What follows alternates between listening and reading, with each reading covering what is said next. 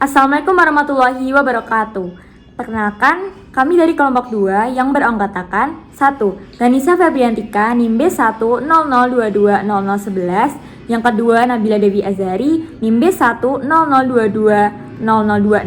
Yang ketiga, saya sendiri Nabila Zulfa Nur Latifah NIM B100220034. Yang keempat, Akia Rizkiana Gusmar NIM B100220045. Yang terakhir ada Diandra Nurul Iza, NIM B100220049. Di sini kami ingin mempresentasikan materi kami yang berjudul Sejarah Perilaku Organisasi. Pada awal abad ke-20, manusia sudah mengembangkan ilmu-ilmu tentang berperilaku organisasi. Sejarah perilaku organisasi menjelaskan tentang bagaimana perkembangan perilaku organisasi dari masa ke masa. Para ahli juga mengungkapkan bahwa perkembangan pengetahuan tentang berperilaku organisasi ini akan meningkatkan keefektivitasan kinerja seseorang dalam suatu organisasi yang digelutinya. Nah, di sini saya ada sedikit penjelasan tentang sejarah dari perkembangan teori organisasi, yaitu ada masa industri. Teori-teori keorganisasian yang berkembang di akhir abad ke-18 ini disebut sebagai revolusi industri. Revolusi industri merupakan titik awal sejarah di mana manusia ini sudah mengenal mesin produksi yang mampu melakukan pekerjaan secara otomatis. Teori organisasi ini juga tidak lepas dari faktor lingkungan yang meliputi aspek teknologi, sistem politik, sistem sosial, sistem budaya, dan sistem demografi. Menurut filosof Yunani Plato, jiwa manusia itu terbagi menjadi 3 bagian, yaitu filosofik, spirit, dan appetite. Nah, untuk pengertiannya sendiri, filosofik merupakan suatu alat untuk mencapai pengetahuan dan pengertian.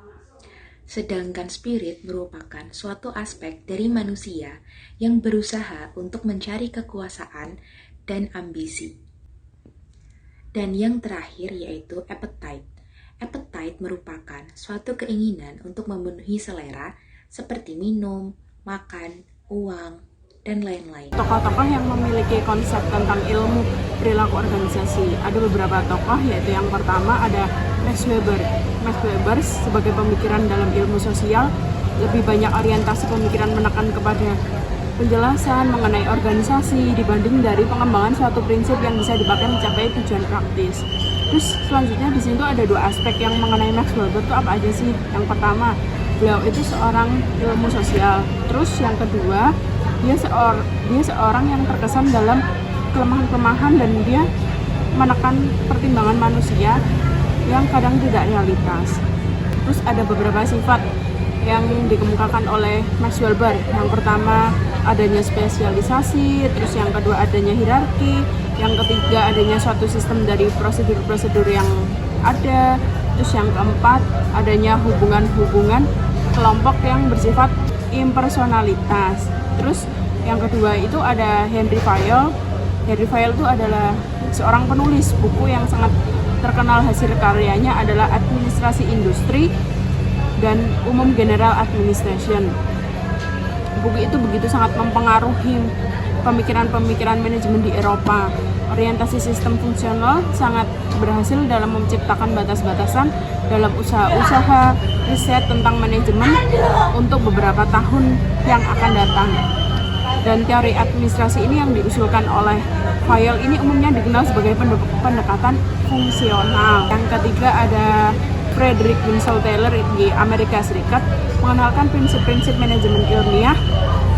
Taylor ini menciptakan 3 tujuan gerakan antaranya. Yang pertama itu dia menegaskan lewat contoh-contohnya yang sederhana bahwa Amerika Serikat telah dirugikan oleh banyak sekali akibat karena tidak adanya efisiensi di hampir setiap usaha dan harinya. Terus yang kedua, mencoba untuk meyakinkan kepada masyarakat Amerika Serikat bahwa pengobatannya terletak pada manajemen yang sistematis, bukan pada usaha mencari orang yang istimewa. Terus yang ketiga, untuk membuktikan bahwa manajemen yang baik adalah suatu ilmu yang tepat berdasarkan pada hukum-hukum yang jelas dan yang sesuai dengan realita dan tidak dengan pembohongan. Ivanovich menyampaikan 3 pentingnya kita mempelajari perilaku organisasi. Yang pertama adalah perilaku organisasi merupakan suatu cara berpikir. Perilaku dipandang beroperasi pada tingkat individu, kelompok, organisasi. Dalam mempelajari perilaku organisasi harus mengidentifikasi dengan jelas tingkat analisis yang digunakan dalam individu, kelompok, dan organisasi. Yang kedua, perilaku organisasi adalah multidisiplin. Dalam studi perilaku organisasi menggunakan prinsip, model, metode dari berbagai disiplin dari berbagai ilmu lainnya.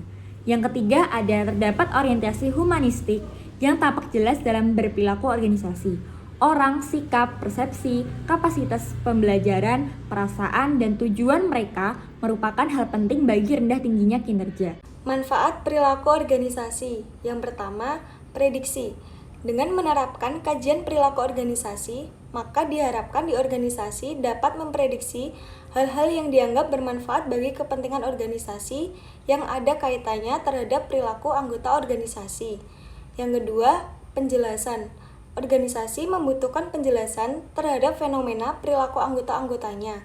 Dengan adanya penjelasan terhadap perilaku yang ada di organisasi, maka akan dicarikan solusinya. Misalnya, kenapa produktivitas organisasi menurun? Maka dapat dipelajari dengan perilaku anggota. Yang ketiga, pengendalian. Dengan adanya ilmu perilaku organisasi, maka seorang manajer atau pimpinan sebuah organisasi telah memahami peta psikologis organisasi yang dipimpinnya, sehingga bisa mengambil langkah-langkah strategis untuk mengendalikan anggotanya agar dapat terlibat untuk mencapai tujuan organisasi. Dari sini dapat disimpulkan bahwa sejarah perilaku organisasi merupakan suatu disiplin ilmu yang mempelajari tentang perilaku tingkat individu dan tingkat kelompok dalam suatu organisasi dari berbagai era atau periode dan teori dari berbagai tokoh. Nah, untuk tokohnya sendiri contohnya seperti Max Weber, Henry Fagnol, dan Frederick Winslow Taylor. Nah, perilaku organisasi saat ini merupakan bidang studi yang berkembang. Bidang ini sangat berpengaruh dalam dunia bisnis karena menjadi semakin penting dalam ekonomi global ketika orang dengan latar belakang dan budaya yang berbeda harus bekerja bersama-sama secara efektif dan efisien. Kesimpulan dari saya, sejarah perilaku organisasi membahas perkembangan dan evolusi pola-pola perilaku dalam organisasi dari masa ke masa.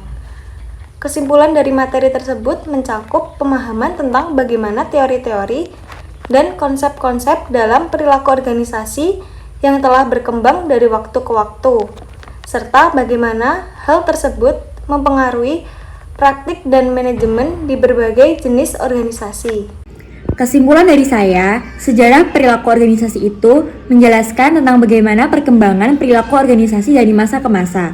Maka dari itu, perilaku organisasi sudah melalui banyak tahap dan perkembangan sesuai dengan kejadian nyata yang diambil oleh para individu dalam berperilaku di organisasi.